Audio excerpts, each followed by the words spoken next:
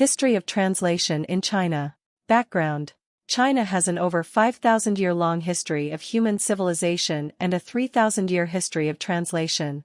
Translation practice and theory in ancient China. Early translation in China. The earliest translation activities in China date back to the Zhou dynasty, 1100 BC, when translation was carried out by government clerks, who were concerned primarily with the transmission of ideologies. In a written document from late Zhou dynasty, Jia Gongyan, an imperial scholar, defined translation as, translation is to replace one written language with another without changing the meaning for mutual understanding. Gongyan, J. about 1000 B.C. Zhou Li, The Rituals of Zhou, Gongyan, J. about 1000 B.C. Zhou Li, The Rituals of Zhou. This definition of translation proves the existence of translation theory in the ancient China, where people tended to sum up the principles identified following his translation practice. Medium of dissemination of learning. It was during the Han Dynasty, 206 BC, 220 BC, that translation became a medium for the dissemination of foreign learning. Buddhism, which originated in India and was unknown outside that country for a very long time, began to penetrate China in the middle of the 1st century. Due to this strong force, the Buddhist scriptures in Sanskrit have been translated into Chinese to meet the need of Chinese Buddhists. Anshi Gao or Anshi Kao, 168, was a prince of Parthia, nicknamed the Parthian Marquis. http://www.chinabuddhismencyclopedia.com/and/index.php/an_Shigo, translated some sutras, Buddhist precepts in Sanskrit, into Chinese, and at the same time introduced Indian astronomy to China.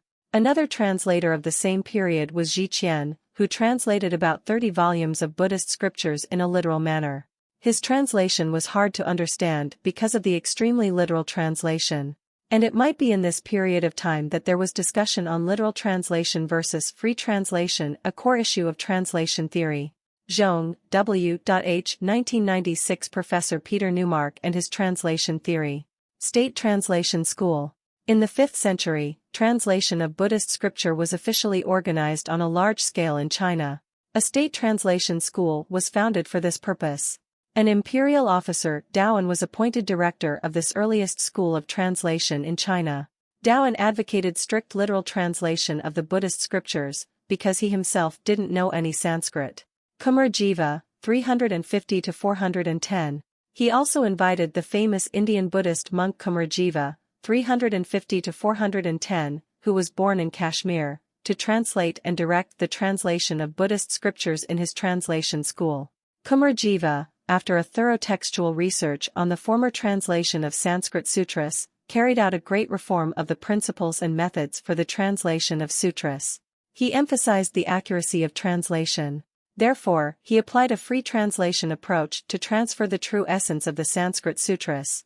He was the first person in the history of translation in China to suggest that translators should sign their names to the translated works. Kumar Jiva himself translated a large number of Sanskrit sutras. His arrival in China made the translation school flourish, and his translations enabled Buddhism to take root as a serious rival to Taoism. From the time of Kumar Jiva until the 8th century, the quantity of translations of Sanskrit sutras increased and their accuracy improved. The period from the middle of the 1st century to the 5th century is categorized as the early stage of translation in China. In this stage, translation practice was mainly of religious scriptures. The core issue in translation theory raised was literal translation versus free translation. Accuracy and smoothness were taken as criteria for guiding the translation of Buddhist scriptures. This may be considered both primitive translation theory in China and also the basis of modern translation theory in China. The first peak of translation in China. The translation and importation of knowledge became common practice from the Sui dynasty, 581–618, to the Tang dynasty, 618–907, a period of splendor, expansion, and a flourishing of the arts. This period was the first peak of translation in China, although the translations were still mainly of the Buddhist scriptures. Translators in this period were mainly Buddhist monks. They not only had a very good command of Sanskrit but had also thoroughly studied translation theory. Since the translations were mainly on religious scriptures, they thought translators should 1. Be faithful to the Buddhist doctrine. 2. Be ready to benefit the readers, Buddhist believers. 3. Concentrate on the translation of the Buddhist doctrine rather than translating for fame.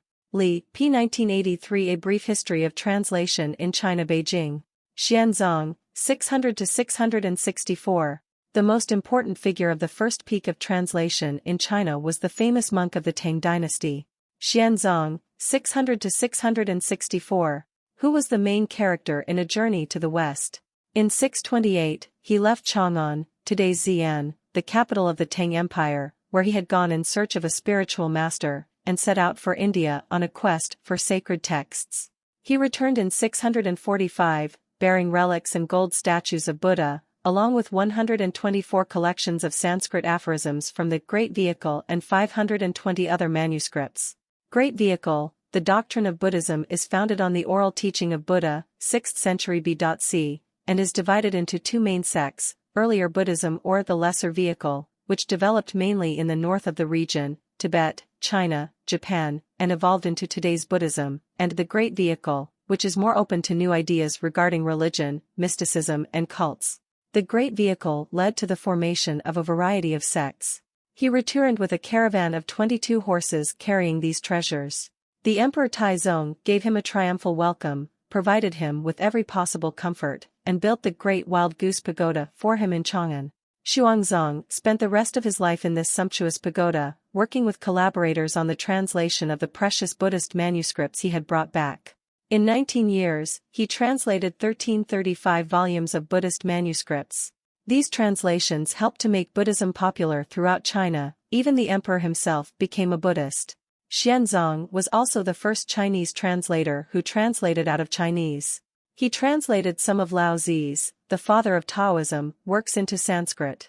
He also attempted to translate some other classical Chinese literature for the people of India. Not only was he a great translator and organizer of translation, he was also a great translation theorist whose contribution to translation studies still remains significant today. He set down the famous translation criteria that translation must be both truthful and intelligible to the populace. In a sense, Xuanzang, with such a formula, was trying to have the best of two worlds: literal translation and free translation. Before Xuanzang, Daoan during the Sui dynasty insisted on a strict literal translation, i.e., that the source text should be translated word by word. Kumarajiva during the early Tang dynasty was on the opposite side and advocated a complete free translation method for the sake of elegance and intelligibility in the target language. A combination of lit versus free tr. Xuanzang combined the advantages of both Daoan's literal translation, respect for the form of the source text, and Kumarajiva's free translation with his own translation practice, aiming to achieve an intelligibility of the translation for the target language readers, and developed his epoch-making translation criteria that translation must be truthful and intelligible to the populace. Translation methods. Therefore, in practice, Xuanzang tried many translation methods. He was the first Chinese translator who tried translation methods like amplification, omission, borrowing equivalent terms from the target language, etc. He was regarded as one of the very few real translators in the history of China for his great contribution to both translation practice and translation theory. Xuanzang's time is acknowledged by today's translators as the new translation period in the history of translation in China as compared with Daoan and Kumarajiva's time.